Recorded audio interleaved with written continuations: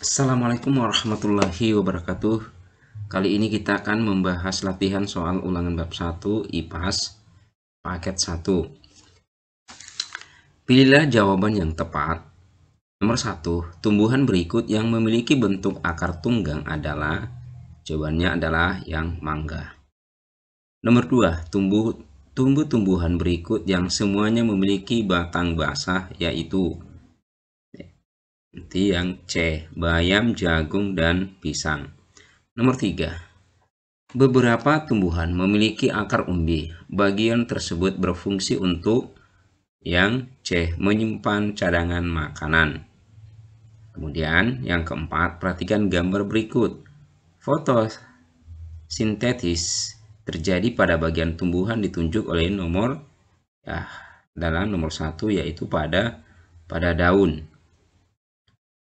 Selanjutnya, nomor 5. Seorang anak melakukan percobaan dengan meletakkan dua tumbuhan yang jenisnya sama di tempat berbeda. Satu tumbuhan diletakkan di ruang terbuka, tumbuhan yang lain di dalam kardus tertutup. Setelah seminggu, tumbuhan di ruang terbuka tampak lebih subur dibandingkan tumbuhan di dalam kardus. Hal ini terjadi karena, jawabannya adalah D, karena cahaya matahari yang didapat keduanya itu berbeda. Selanjutnya nomor 6. Perhatikan gambar berikut. Berikut adalah proses yang terjadi pada tumbuhan saat terpapar sinar matahari. Pernyataan yang salah ditunjukkan oleh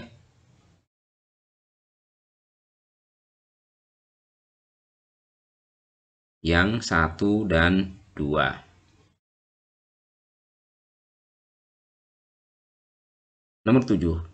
Vaselin yang mengandung minyak digunakan untuk menutupi bagian bawah semua daun pada tumbuhan 1, sedangkan tumbuhan 2 tidak diberikan vaselin. Nah, tumbuhan 1 dan tumbuhan 2 dibiarkan selama 6 jam. Kemungkinan kondisi tumbuhan setelah 6 jam adalah, jawabannya adalah yang A. Selanjutnya nomor 8. Tumbuhan A dan B ditutup dengan penutup plastik. Tumbuhan A diberi penutup transparan dan tumbuhan B diberi penutup gelap yang membuat sinar matahari sulit tembus ke dalam. Nah, kedua tumbuhan tersebut dibiarkan di tempat terbuka selama 48 jam.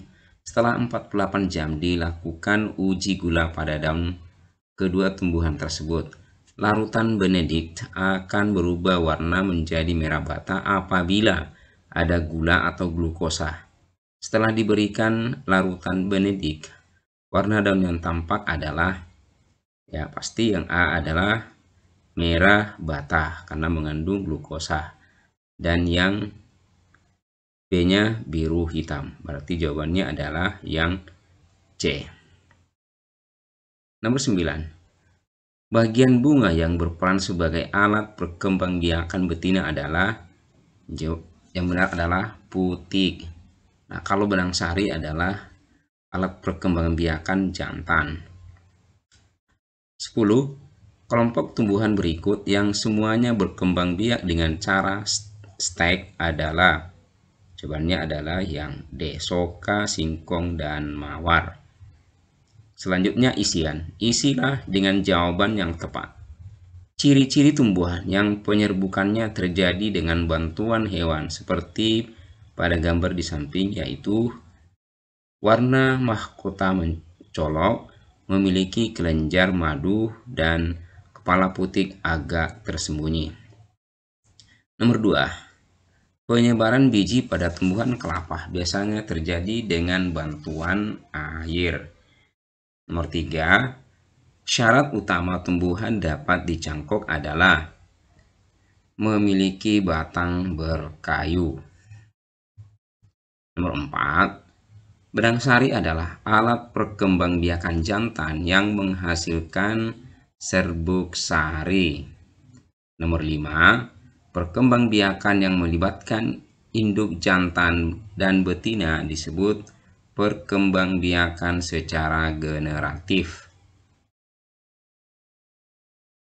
Bagian C, kerjakan soal-soal berikut.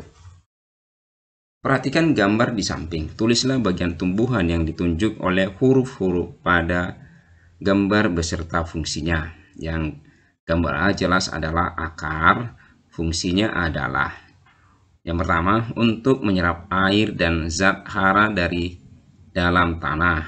Kemudian sebagai tempat penyimpanan cadangan makanan dan memperkokoh tumbuhan. Selanjutnya yang B itu adalah batang.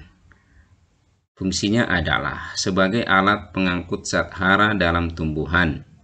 Kemudian yang untuk menopang tumbuhan dan sebagai tempat penyimpanan cadangan makanan. Kemudian yang C adalah daun. Fungsinya adalah sebagai tempat pembuatan makanan atau fotosintesis dan sebagai alat pernapasan tumbuhan dan sebagai tempat terjadinya penguapan. Kemudian nomor 2, tulislah 3 contoh tumbuhan yang memiliki batang berkayu, yaitu mangga, jambu, kelapa, dan beringin, dan lain-lain. Nomor 3, buatlah skema singkat proses fotosintesis. Nah, ini adalah ada bahan-bahannya, yaitu air, karbon dioksida, cahaya matahari, baru diserap oleh klorofil dan menghasilkan glukosa atau karbohidrat dan oksigen. Nah, secara lengkapnya kita bisa membahas seperti ini. Awalnya ini adalah bahan-bahannya adalah energi, cahaya matahari, air, dan karbon dioksida. Nah, ini energi matahari ini diserap oleh daun dan kemudian pada daun terdapat bahan spesial yang bernama klorofil. Nah, bahan ini yang menangkap cahaya matahari untuk memulai proses fotosintesis. Nah, klorofil berwarna hijau dan memberikan warna pada daun. Nah, setelah itu air yang tersimpan dalam tanah diserap oleh akar dan disalurkan batang sampai ke daun. Setelah itu karbon dioksida. Nah, karbon dioksida ini juga diserap oleh daun. Nah, setelah berkumpul semua antara air, karbon dioksida, dan energi cahaya matahari, maka daun akan melakukan fotosintesis. Nah, hal ini dilakukan di bagian daun yang tidak terlihat oleh mata kita, yang namanya adalah kloroflas. Nah, setelah selesai proses fotosintesis, maka dia akan menghasilkan namanya oksigen. Nah, proses ini menghasilkan gas oksigen yang dilepaskan oleh daun ke udara. Nah, gas ini dipakai oleh makhluk hidup untuk bernafas. Nah, kemudian yang kedua dihasilkan adalah karbohidrat atau makanan. Nah, makanan yang dihasilkan disalurkan oleh batang ke seluruh bagian tumbuhan untuk tumbuh. Nah, kelebihan makanan bisa disimpan dalam bentuk buah atau umbi. Nah, demikian. Nomor 4. Tulislah pendapatmu apa yang kira-kira akan terjadi apabila tumbuhan tidak terkena sinar matahari dalam jangka waktu yang lama.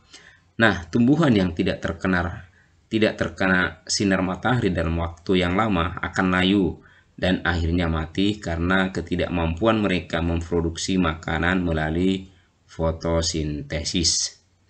Nomor 5. Buatlah gambar skema sederhana macam-macam penyerbukan berikut.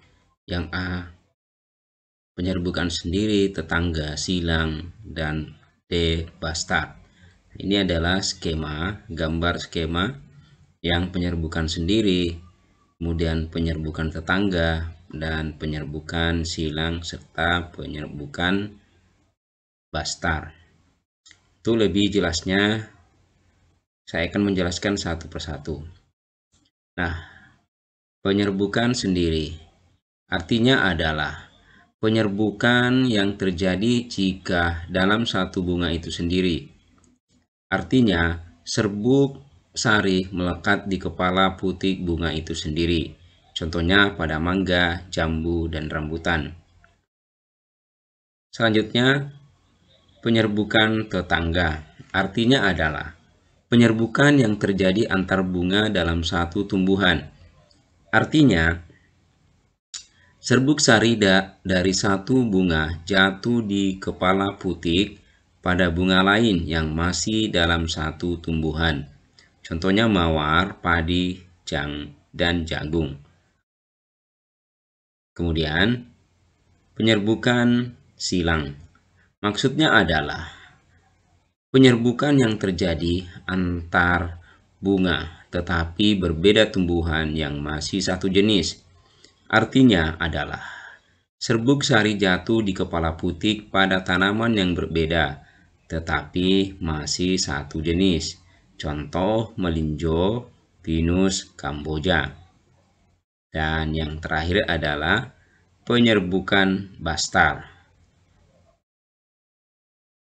Maksudnya adalah penyerbukan bastar adalah penyerbukan yang terjadi antar bunga yang berbeda varietasnya. Artinya serbuk sari jatuh di kepala putik di bunga yang berasal dari tumbuhan yang berbeda varietasnya. Contohnya, penyerbukan bastar terjadi antara mawar merah dengan mawar putih, lili kuning dengan lili merah muda, jambu isi putih dengan jambu isi merah. Nah, demikianlah pembahasan kali ini. Mudah-mudahan ada manfaatnya. Mohon maaf jika ada yang salah. Assalamualaikum warahmatullahi wabarakatuh.